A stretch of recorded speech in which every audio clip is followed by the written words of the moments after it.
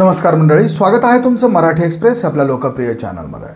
लक्ष्मण हाके यांनी राजपूत समाजाची माफी मागितली आहे। बघूयात काय म्हणतात लक्ष्मण हाके। महाराष्ट्रातल्या सर्व ओबीसी भटक्या विमुक्त जाती जमातीच्या बांधवांना माझी कळकळीची विनंती आहे।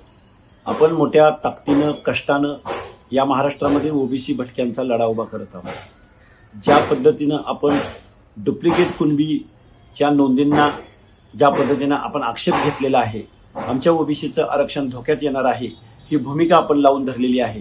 त्याच पद्धतीनं मी एक राजपूत भामटा समाजाच्या संदर्भात माझ्या तोंडून एक वक्तव्य गेलेलं होतं की जे ओरिजिनल या मंडल आयोगाच्या शिफारशीनं ओबीसी प्रवर्गामध्ये आहेत त्यांच्या बाजूचे आम्ही ठामपणे आहोत, त्यांच्या पाठीशी आम्ही ठामपणे उभे आहोत।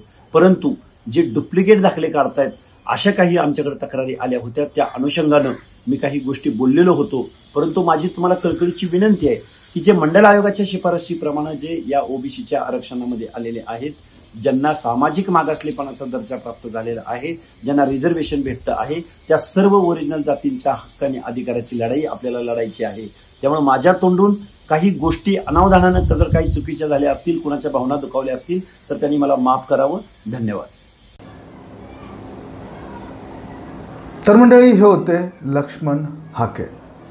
लक्ष्मण हाके यांनी राजपूत समाजाची माफी मागितली आहे। मंडळी, लक्ष्मण हाके हे अंतरवाली सराटी या ठिकाणाहून लागूनच असलेल्या वडीगोद्री या ठिकाणी उपोषणाला बसलेले होते।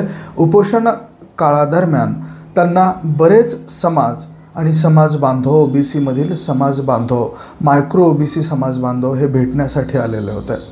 परंतु या सर्वांना भेटणं शक्य नाही म्हणून त्यांनी त्यांचे उपचार पूर्ण झाल्यानंतर आपण समाजाच्या व्यक्तींना, समाज बांधवांना भेटण्यासाठी दौरा आयोजित करणार आहोत अशी घोषणा केली होती। 2 दिवसीय दौरा त्यांचा पार पडला।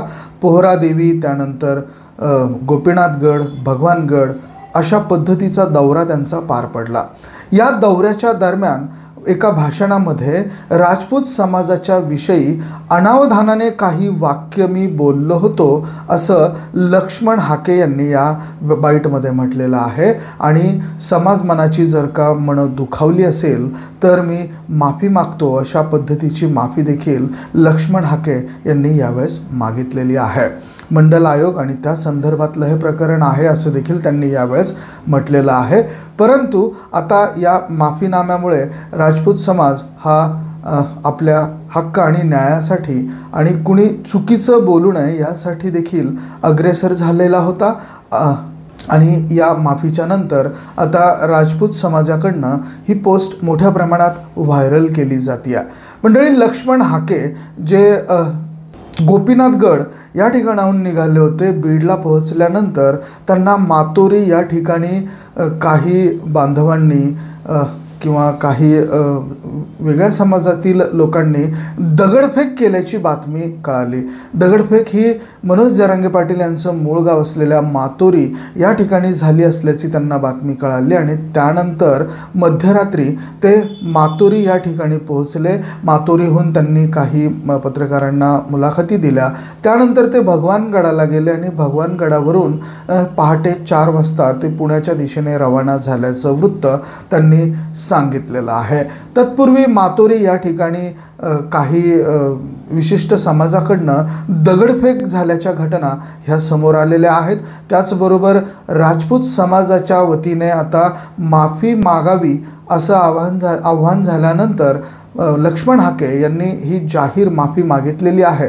मंडळी, लक्ष्मण हाके यांचा जो दौरा पार पडला त्या दौऱ्याच्या दरम्यान राजपूत समाजाच्या बद्दल लक्ष्मण हाके हे अनावधानाने काही गोष्टी बोलून गेले होते असं त्यांनी या माफीनाम्यामध्ये सांगितलेलं आहे। माफीचा व्हिडिओ त्यांचा सोशल मीडियावरती प्रचंड मोठ्या प्रमाणात व्हायरल होतो आहे आणि या व्हिडिओमुळे आता राजपूत समाजामध्ये शांततेचं वातावरण असल्याचं देखील सांगितलं जात आहे। मंडळी, हा व्हिडिओ तुम्हाला कसा वाटला आम्हाला कमेंट करून अवश्य कळवा। आवडला असेल तर शेअर जरूर करा। धन्यवाद।